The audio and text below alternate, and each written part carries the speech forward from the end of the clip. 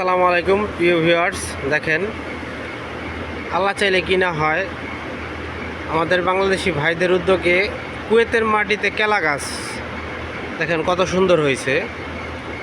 আর এখানে হয়েছে পেঁপে গাছ, দেখেন মাশাআল্লাহ কত সুন্দর হয়েছে। দেখেন, আসলে মরুভূমির মধ্যে এত সুন্দর গাছগাছলা হওয়াটা আসলে ভাগ্যের ব্যাপার। দেখেন কত সুন্দর হয়েছে, মাশাআল্লাহ মাশাআল্লাহ। এখানে কেলা গাছ, পেঁপে গাছ, আর এখানে কিছু চারা রোপণ করা হয়েছে। তো এগুলার যত্ন করা হইতেছে, এখানে পানি দেওয়া হইতেছে কিছু চারা। দেখেন এগুলা এখানে রাখা হয়েছে আপনার স্ট্রবেরি চারা। এই স্ট্রবেরিগুলোকে আবার পরবর্তী টাইমে রোপণ করা হবে।